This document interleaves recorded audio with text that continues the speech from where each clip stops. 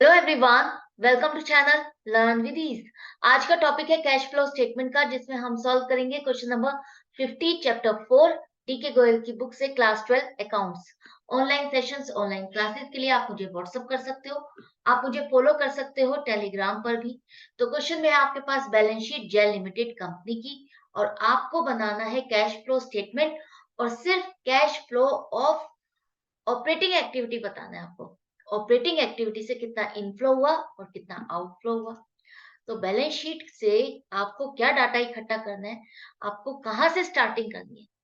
हमको क्या बनाने होते हैं, नेसेसरी अकाउंट्स बनाने होते हैं, ताकि जो मिसिंग इंफॉर्मेशन है, जैसे कि डेप्रिसिएशन है, कोई एसेट सेल परचेज की है, वो सब कुछ फाइंड करने के लिए, और उन एसेट्स पर लॉस हुआ है या गेन हुआ है, वो सब कुछ हमें कैसे पता चलता है। वो हम एसेट्स के अकाउंट बनाते हैं, तब हमें पता चलता है।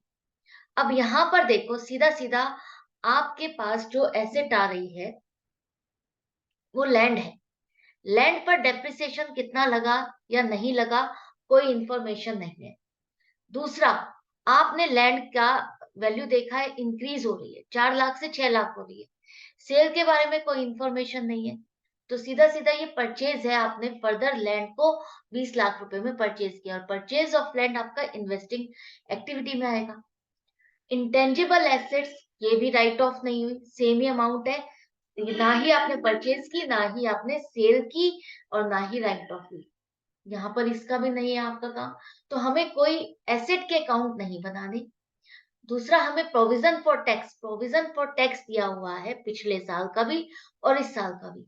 टैक्स कितना पे किया, या आपने कुछ और इंफॉर्मेशन आपके पास क्वेश्चन में नहीं है कि आपने नया प्रोविजन कितना बनाया, कुछ ऐसा नहीं है। तो हमारे पास ये दो फिगर है, पिछले साल की और इस साल की। तो आपको प्रोविजन फॉर टैक्स भी अकाउंट नहीं बनाना। तो स्टार्टिंग कहाँ से करोगे। आपके पास प्रॉफिट आ रहा है आपके बैलेंस शीट में, रिजर्व्स एंड सरप्लस में, जो कि 6 लाख था पिछले साल, और इस साल बढ़ करके 10 लाख हो गया।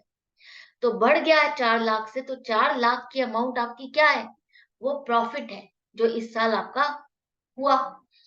4 लाख के प्रॉफिट में से अब देखो, क्या कोई पार्ट आपने रिजर्व्स में भी ट्रांसफर किया हुआ है। प्रॉफिट का कोई पार्ट रिजर्व में कोई ट्रांसफर नहीं हुआ, हमारे पास कोई रिजर्व्स नहीं है। उसके बाद क्या आपने कुछ पैसा डिविडेंड में डिस्ट्रीब्यूट किया, कोई प्रॉफिट आपने डिविडेंड दिया है, नहीं, ऐसी भी कोई इंफॉर्मेशन नहीं है।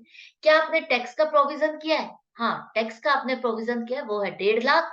तो 1.5 लाख इस साल के प्रॉफिट पर जो आपने टैक्स का प्रोविजन किया, वो आप एड बैक करोगे तो 5.5 लाख रुपए का profit before tax and extraordinary item आ गया।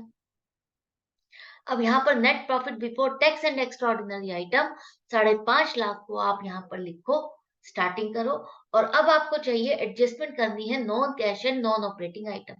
अब आप कहोगे, जब डेप्रिसिएशन भी नहीं है, कोई नॉन ऑपरेटिंग आइटम में ऐसा सच कुछ नहीं लिखा हुआ, तो अब आपको यहाँ पर एडजस्टमेंट कहाँ करनी है।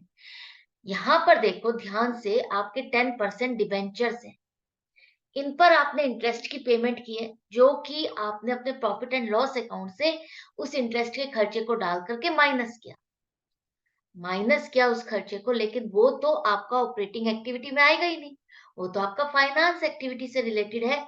तो हम ये खर्चा, इंटरेस्ट ऑन डिबेंचर्स, वापस एड बैक करेंगे, लेकिन कितना। ये जो आपके 4 लाख ओपनिंग है और क्लोजिंग आपके 8 लाख आ रहे हैं, तो 4 लाख के नए डिबेंचर्स इस साल आपने इश्यू किए। लेकिन ये इशू कब किए आपने, 31 मार्च 2022 को किए, मतलब कि साल जब खत्म हो गया तब आपने इशू किए। तो हमको इंटरेस्ट किस पर देना है, सिर्फ और सिर्फ 4 लाख पर। और 4 लाख पर 10% के हिसाब से 40,000 इंटरेस्ट ऑन डिवेंचर्स आएगा, जो कि आप ऐड करोगे तो टोटल आ गया आपका operating profit before working capital changes 5,90,000। अब इसके बाद हमें चेंजेस देखने हैं अपनी करंट एसेट और करंट लाइबिलिटी। तो करंट लाइबिलिटीज में देखो और करंट एसेट्स में, यहाँ पर सबसे पहले आपकी इन्वेंट्री, करंट एसेट्स में देखो, इन्वेंट्री आ रही है 40,000 से, सीधा जंप मारा है इसने 7 लाख पर। 6,60,000 से इन्वेंट्री बढ़ गई, स्टॉक बढ़ गया। स्टॉक बढ़ा है, इसका मतलब आपने खरीदा, और खरीदोगे तो आपका कैश की पेमेंट होगी, आउटफ्लो होगा। माइनस करो 6,60,000।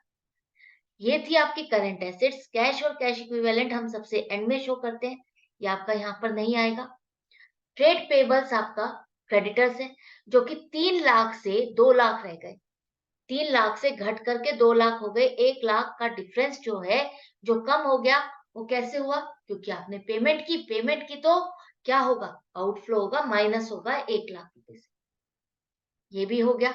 इसके बाद आपका अदर करंट लायबिलिटीज आ रहा है। अदर करंट लायबिलिटीज में क्या है? हमें नोट्स टू अकाउंट में देखना पड़ेगा। नोट्स टू अकाउंट में देखो, अदर करंट लायबिलिटीज में आपका आ रहा है आउटस्टैंडिंग रेंट, जो कि 1 लाख था, बढ़ करके 3 लाख हो गया, 2 लाख से बढ़ गया। तो लायबिलिटी आपकी बढ़ गई। इसका मतलब क्या है? जो रेंट आपको पे करना था, आपने नहीं पे किया। आपने उसकी सर्विसेज ले ली, लेकिन पेमेंट नहीं की। पेमेंट नहीं की तो एक तरह से आपने क्या किया? उससे लोन लिया, आप उसे बाद में पे करने वाले हो। अभी नहीं पे किया, बाद में पे करने वाले हो, तो इसका मतलब है कि एक तरह से आपने उससे लोन ले लिया कि मैं भैया तुम्हें बाद में पे कर दूँगा। तो लोन लेने पर आपके पास क्या होता है? इन्फ्लो होता है। ये सिर्फ हम समझने के लिए लोन है, नहीं है, सिर्फ समझने के लिए करते हैं। एक्चुअल में कोई ये आपका लोन नहीं है, जिसे आप फाइनेंस एक्टिविटी में डालोगे। सिर्फ समझाने के लिए आपको ये टर्म्स बोलती हूँ। तो 2 लाख का आपके पास प्लस हो गया, इनफ्लो आ गया। अब प्लस माइनस करो, आपके पास आ गया cash generated from operating activities 30,000। अब इसमें से हम माइनस करेंगे जो हमने पिछले साल जो टैक्स का प्रोविजन किया था, और वो हमने इस साल पे किया। तो वो है आपका कितना? 1 लाख रुपए। 1 लाख रुपए टैक्स पे किया, माइनस कर दो, और अब आपके पास आ गया cash used in operating activities 70,000 रुपए। मतलब कि ऑपरेटिंग एक्टिविटीज की वजह से आपका कैश का आउटफ्लो हुआ। आपने ऑपरेटिंग एक्टिविटीज को करते हुए इतने 70,000 का कैश यूज किया, खर्च किया। तो ये क्वेश्चन यहाँ पर कंप्लीट हो जाता है। आई होप आपको अच्छा लगा, समझ में आ गया। मैं मिलती हूँ आपसे नेक्स्ट वीडियो में नेक्स्ट क्वेश्चन के साथ। आपको अपनी प्रैक्टिस जारी रखनी है। Good bye and take care.